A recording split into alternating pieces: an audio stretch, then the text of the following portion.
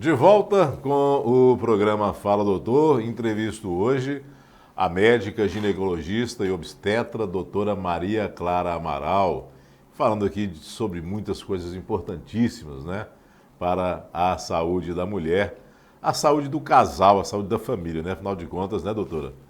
A mulher saudável vai refletir, obviamente, numa família saudável também, né? Sim. Principalmente a mulher, depois que casou e tem os seus filhos, né? Então passa a ser um componente familiar o tratamento dela, né?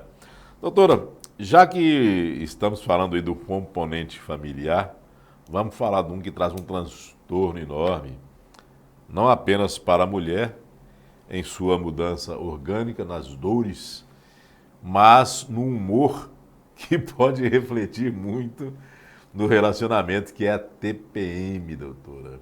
O que é isso?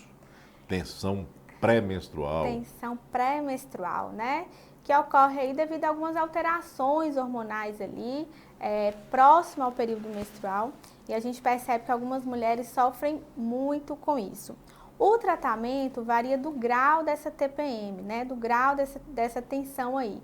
Algumas pacientes a gente consegue controlar apenas com medicamentos naturais, às vezes a gente precisa entrar com anticoncepcional, outras vezes a gente tem que estar até com antidepressivo, ansiolítico, para tentar auxiliar ela aí nesse tratamento. Aham. E as dores, doutora? As cólicas menstruais também.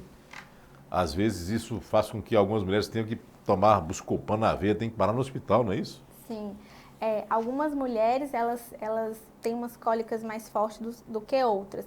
Agora, no caso da dismenorreia, que é a cólica menstrual, a gente tem que analisar alguns fatores, a gente tem que fazer o diagnóstico ali, se aquela cólica é fisiológica, eu digo que porque a cólica ela pode ser causada por alguma doença estrutural no útero, como por exemplo, às vezes um pólipo, um mioma, a endometriose, né, que causa aí cólicas bem fortes. Então, essa paciente, a gente precisa analisar se essa cólica dela é uma cólica disfuncional ou é uma cólica decorrente de alguma doença do útero. E o tratamento vai variar também, de acordo com o grau dessa cólica e com a doença que a paciente pode ter. Uhum. O França Esperança, né? Estamos ligados aqui no bairro Belvedere, né? Montes Claros. Um forte abraço, parabenizamos o programa Fala Doutor.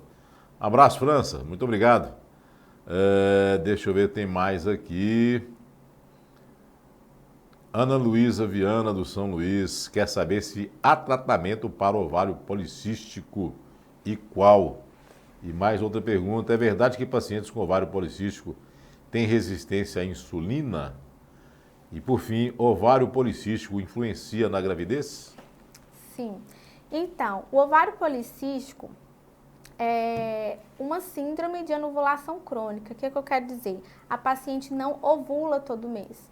Então, decorrente disso, a paciente ela tem uma certa dificuldade de engravidar, né? Então, ela traz algumas alterações hormonais ali, como aumento de hormônios masculinos no sangue, por isso que às vezes os pacientes que têm síndrome de ovário policístico, às vezes percebem um aumento de pelo corpo, observam um aumento de acne também, né? E o ovário policístico, ela traz consigo aí uma hiperinsulinemia com resistência dessa insulina. Então, as pacientes, elas tendem a ter uma tendência a ter diabetes, né? Então, um dos tratamentos também do ovário policístico, que muitas vezes não é anticoncepcional, que isso é um erro, achar que anticoncepcional trata a síndrome do ovário policístico, não.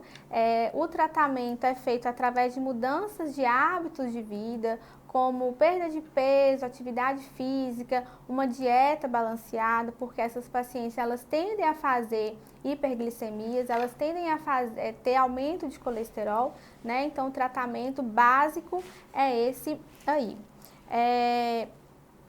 Muitas vezes a gente tem que fazer uso de medicamentos hipoglicemiantes, ou seja, medicamentos que diminuem um pouco a glicose, porque essas pacientes elas têm um aumento dessa insulina, uma tendência a manter a glicemia mais alta, alterada. Então, o tratamento vai variar também. Se essa paciente tem desejo de gestar, se ela quer engravidar, ou se essa paciente quer evitar uma gestação.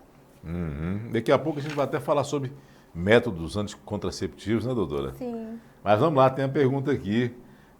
A Mariana do Cândido da Câmara. Boa noite. Uma mulher que sofreu demais durante toda a gestação, ou que sofre, né? Inchaço, enjoo acentuado, mal-estar generalizado, pressão alta, dor de cabeça, etc, etc. Passa esse sofrimento todo para o bebê? E esse sofrimento pode ser físico e emocional? O sofrimento físico, não, né? Mas é claro que acaba que o sofrimento físico vai levar algum transtorno emocional. E se essa paciente é uma paciente que fica muito a gravidez inteira estressada, com algum transtorno aí psicológico, você começa a liberar hormônios que talvez não faça bem para o neném de fato. A Ana Luísa agradeceu aqui, adorou a explicação. Um beijo, Ana Luísa.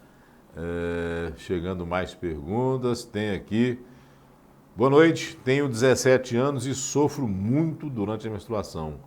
Cólicas fortíssimas. Fiz o ultrassom pélvico e não detectou nada. Teria que fazer outros exames? E quais são? A Larissa do Panorama. Olha, foi o que eu disse aqui um pouco mais cedo, porque a cólica, ela pode ser disfuncional, então ela não tem uma causa por trás daquilo. Então, às vezes, você não vai ver uma doença, não tem uma doença que justifique.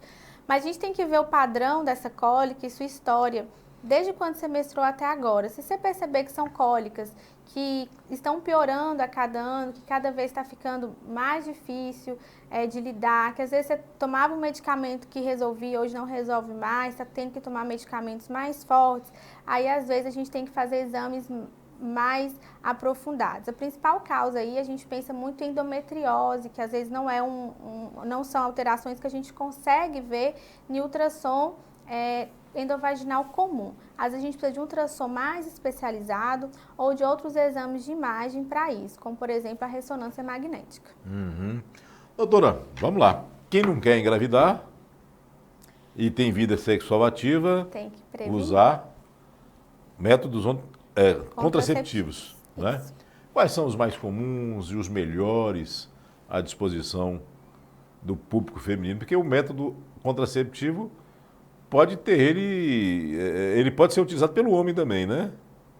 Pode, né? A camisinha? Exato.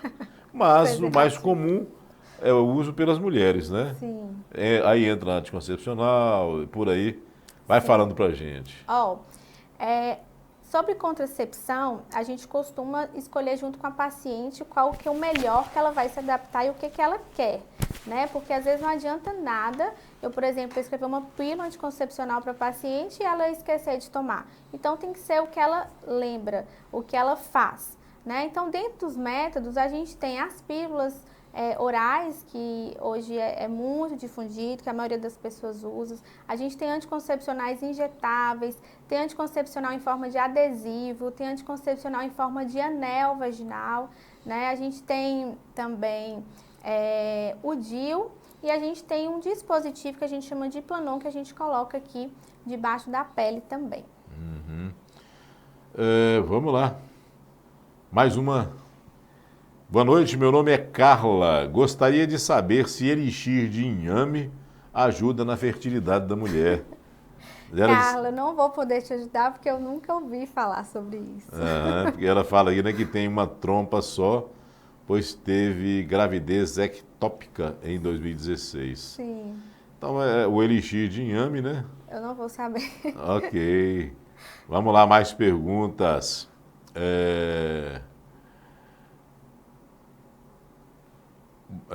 Natália do Funcionário está aqui, doutora. Boa noite, ótimo programa. Tenho 34 anos e tenho esclerose múltipla e quero engravidar. Quais os riscos que o bebê pode correr durante a gestação? Pode ter uma gravidez tranquila? Se a gente fizer um acompanhamento de perto com o seu médico assistente e o obstetra, a gente consegue sim levar uma gravidez bem assistida. Bem assistida, né? Outra pergunta também sobre gravidez tranquila é a da Valéria, do Centro, né? Ela quer saber se gravidez gemelar é tranquila ou tem que ter uma atenção maior. Gemelar? Gestação, por ser gemelar, ela já é uma gestação de alto risco, né?